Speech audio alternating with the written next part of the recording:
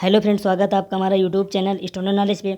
दोस्तों, आज की वीडियो में बात करेंगे 100 वर्ड प्रति मिनट की हिंदी डिक्टेशन संख्या 45 के बारे में, जो कि दोस्तों सभी स्टेनोग्राफर एग्जाम के लिए बेहद महत्वपूर्ण है। तो चलिए फिर दोस्तों, ज़्यादा देर न करते हुए यह डिक्टेशन स्टार्ट करते हैं। विपक्ष किस तरह संसद में अपने दायित्वों के निर्वहन के प्रति गंभीर नहीं और विरोध के नाम पर हंगामा करने के अतिरिक्त और कोई दिलचस्पी दिख नहीं रही है।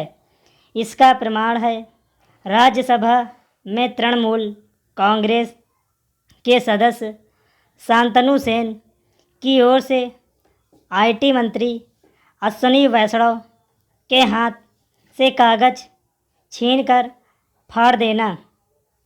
यह हर लिहाज से एक घटिया हरकत है। सबसे खराब बात यह रही कि यह ओछी हरकत उच्च सदन में हुई।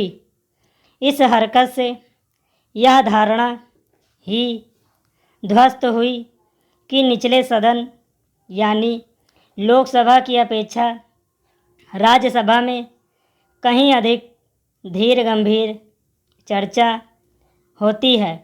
यह अफसोस की बात है कि अब दोनों सदनों के कामकाज में अंतर करना कठिन हो रहा है। यह ठीक है कि विपक्ष जासूसी प्रकरण पर आंदोलित है, लेकिन इसका यह मतलब नहीं कि वह इस मसले पर सरकार का पक्ष सुनने से इनकार करने के साथ संसद की गरिमा गिराने वाला काम करे। आखिर यह क्यों ना मान लिया जाए कि उसकी दिलचस्पी चर्चा और बहस में नहीं, हंगामा करने में है। तृणमूल कांग्रेस सांसद शांतनु सेन ने अपने अशोभनीय आचरण से संसद में ऐसे ही शरारत करने वाले सांसदों की याद दिला दी है। इनमें उनके नेता ममता बनर्जी भी है। एक समय उन्होंने बतौर लोकसभा सदस्य अध्यक्ष के समक्ष जाकर उन पर कागज फेंके थे। तब उनकी नाराज़गी का कारण बंगाल में बांग्लादेशी घुसपैठियों को मिल रहा संरक्षण था। यह विडंबना ही है कि आज वह इन घुसपैठियों की सबसे बड़ी हितैषी बनी है।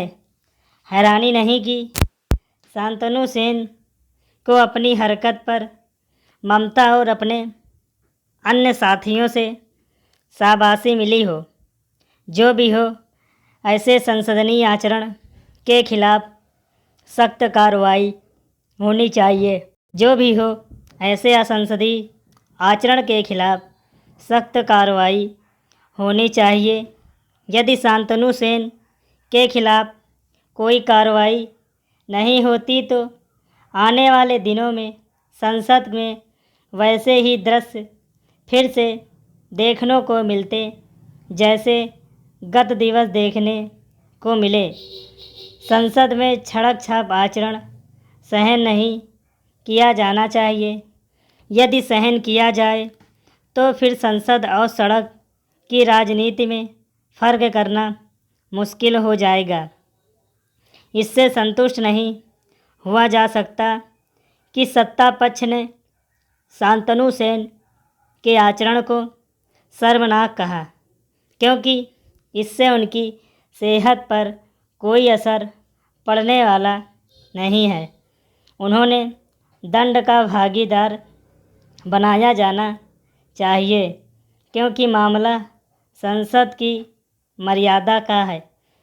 इसकी भी अनदेखी नहीं की जा सकती कि शांतनु सेन आईटी मंत्री अश्विनी वैष्णव से छीना झपटी करने के दौरान एक अन्य मंत्री हरदीप पुरी से भी उलझे। आखिर सांसद संसद में बहस करने आते हैं या छीना झपटी करने? सवाल यह भी है कि अन्य विपक्षी दल शांतनु सेन के अभद्र आचरण की आलोचना क्यों नहीं कर पा रहे हैं। पैराग्राफ। कोरोना आपदा काल में निराश्रित हुए बच्चों का भविष्य संवारने और उनका संरक्षण करने के लिए गुरुवार को शुरू की गई उत्तर प्रदेश मुख्यमंत्री बाल सेवा योजना बेहद संवेदनशील और सराहनीय पहल है। योजना के मुताबिक 18 वर्ष तक के जिन बच्चों के माता पिता अथवा दोनों की कोरोना संक्रमण से मृत्यु हुई है, उन्हें प्रति माह 4,000 रुपये दिए जाएंगे। 11 से 18 वर्ष तक के बेसहारा बच्चों की अटल और कस्तूरबा गांधी आवासीय विद्यालयों के जरिए निःशुल्क शिक्षा का प्रबंध किया जाएगा। कक्षा 9 या इससे आगे की पढ़ाई अथवा व्यावसायिक कोर्स करने वाले बच्चों को टैबलेट या लैपटॉप दिए जाएंगे। विवाह योग्य होने पर अनाथ बेटियों की शादी के लिए भी 1,00,000 रुपये की आश्रित सहायता दी जाएगी। निराश्रित बच्चों के भरण पोषण, शिक्षा और सुरक्षा की गारंटी देने वाले ऐसी पहल इसलिए भी बेहद ज़रूरी है क्योंकि माता पिता को खो देने के बाद उनका जीवन स्वाभाविक नहीं रहा। यह पहाड़ सरीखा हो चुका है। कई बच्चों के पास पक्का घर और खेतिहर ज़मीन भी नहीं कि गुजर हो सके। अबोध शिशुओं का लालन पालन अलग चुनौती है। इन्हें बड़े और निरंतर सहारे की ज़रूरत है।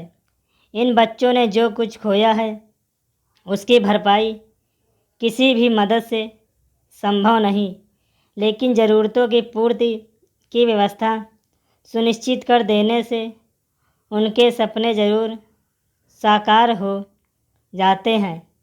सरकार के आगे बढ़कर हाथ थामने से बेशक इन बच्चों को बड़ा संबल मिलेगा। अब अधिकारियों की जिम्मेदारी है कि वे योजनाओं से जुड़े लाभ दिलाते हुए माननीय और संवेदनशील रहें। अभिभावक का भाव रखकर निरंतर चिंतन भी करते हैं। यद्यपि पूर्व में देखा गया है कि योजनाओं का शुभारंभ पर उनकी खूबियों का गुणगान तो होता ही है, लेकिन अमल में ज़रूरी गंभीरता तक नहीं दिखाई जाती है। बहरहाल छोटी उम्र में जख्म झेलने से विवश इन बच्चों के प्रति संवेदनहीनता कतई न दिखाएं।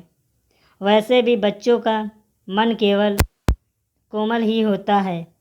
उनके जख्म जितनी जल्दी भरे जा सकेंगे उससे ही योजना की सफलता सिद्ध होगी।